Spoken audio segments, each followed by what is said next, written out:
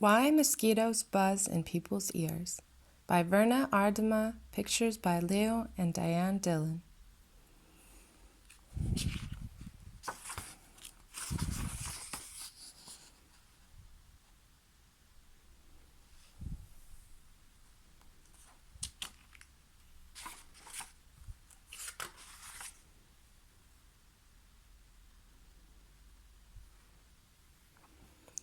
One morning, a mosquito saw an iguana drinking at a water hole.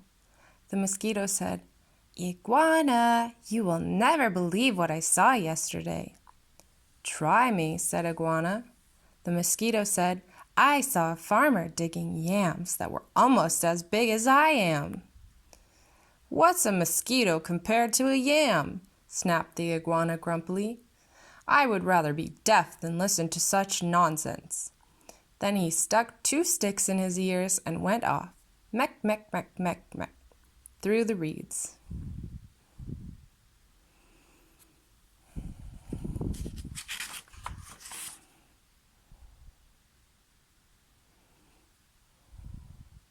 The iguana was still grumbling to himself when he happened to pass a python.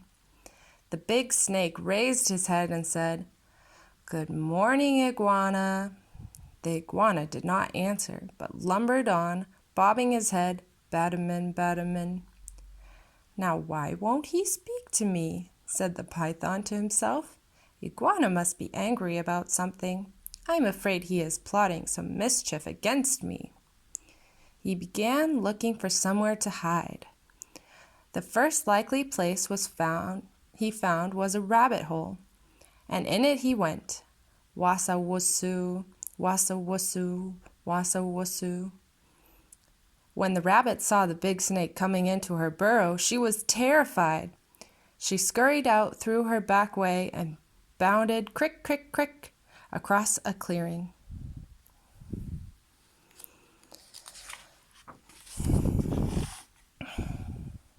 A crow saw the rabbit running for her life. He flew into the forest crying, "Caw, caw, caw."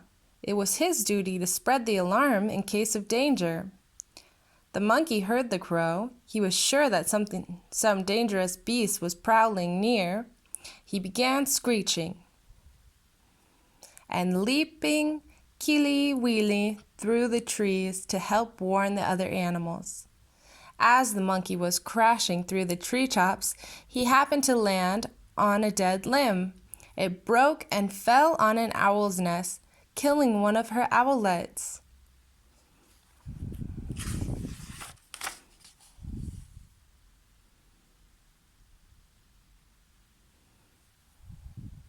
Mother Owl was not at home, for though she usually hunted only in the night, this morning she was still out searching for one more tidbit to satisfy her hungry babies. When she returned to the nest, she found one of them dead. Her other children told her that the monkey had killed it. All that day and all that night she sat in her tree, so sad, so sad, so sad. Now it was Mother Owl who woke the sun each day so that the dawn could come. But this time, when she should have hooted for the sun, she did not do it. The night grew longer and longer. The animals of the forest knew it was lasting much too long. They feared that the sun would never come back.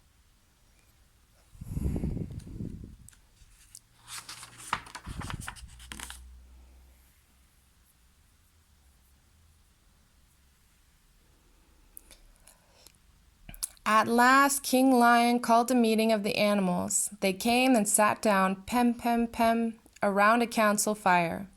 Mother Owl did not come, so the antelope was sent to fetch her. When she arrived, King Lion asked, "Mother Owl, why have you not called the sun? The night has lasted long, long, long, and everyone is worried." Mother Owl said, "Monkey killed one of my owlets. Because of that, I cannot bear to wake the sun." The king said to the gathered animals, "Did you hear? It was the monkey who killed the owlet, and now Mother Owl won't wake the sun so that the day can come."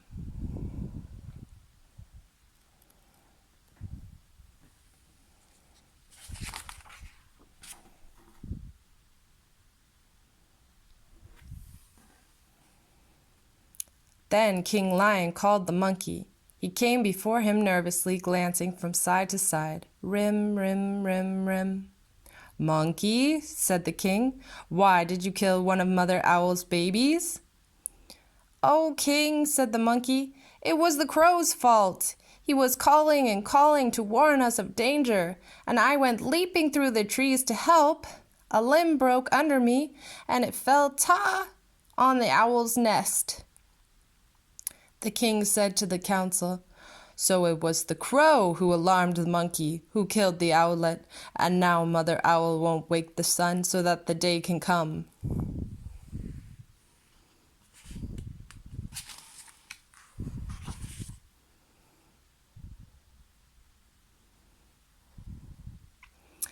Then the king called for the crow. That big bird came flapping up. He said, "King Lion, it was the rabbit's fault. I saw her running for her life in the daytime. Wasn't that reason enough to spread alarm?" The king nodded his head and said to the council, "So it was the rabbit who startled the crow, who alarmed the monkey, who killed the owlet, and now Mother Owl won't wake the sun so that the day can come."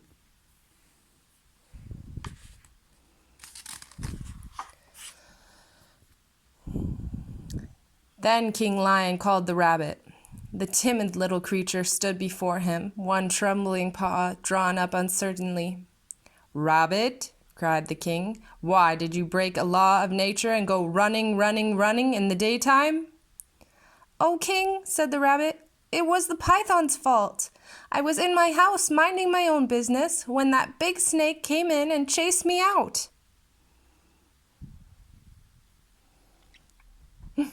The king said to the council, "So it was the python who scared the rabbit, who startled the crow, who alarmed the monkey, who killed the owlet, and now Mother Owl won't wake the sun so that the day can come."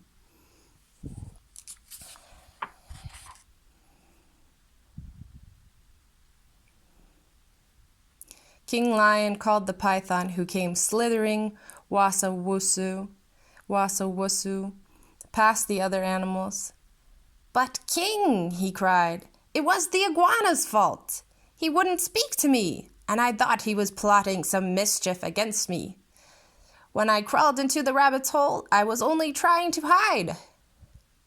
The king said to the council, "So it was the iguana who frightened the python, who scared the rabbit, who startled the crow, who alarmed the monkey, who killed the owlet, and now Mother Owl won't wake the sun so that the day can come."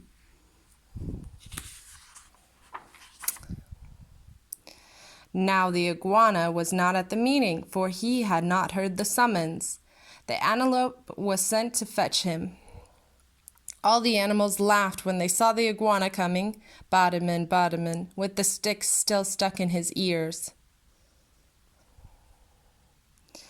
King Lion pulled out the sticks, purrup, purrup. Then he asked, "Iguana, what evil have you been plotting against the python?" "None, none at all," cried the iguana. "Python is my friend." "Then why wouldn't you say good morning to me?" demanded the snake.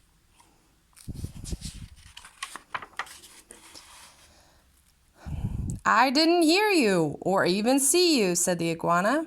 "Mosquito told me such a big lie, I couldn't bear to listen to it, so I put sticks in my ears."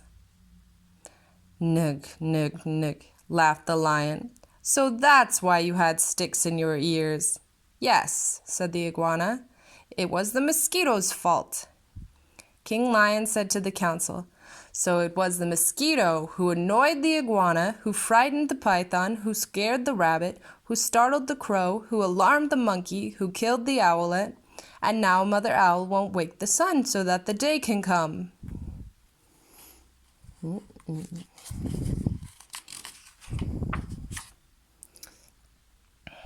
"Punish the mosquito! Punish the mosquito!" cried all the animals. When Mother Owl heard that, she was satisfied. She turned her head toward the east and hooted, "Hoo, hoo, hoo!" And the sun came up. Meanwhile, the mosquito had listened to it all from a nearby bush. She crept under a curly leaf, and was never found and brought before the council. But because of this, the mosquito had a guilty conscience. To this day, she goes about whining in people's ears, "Zee! Is everyone still angry at me?" When she does that, she gets an honest answer.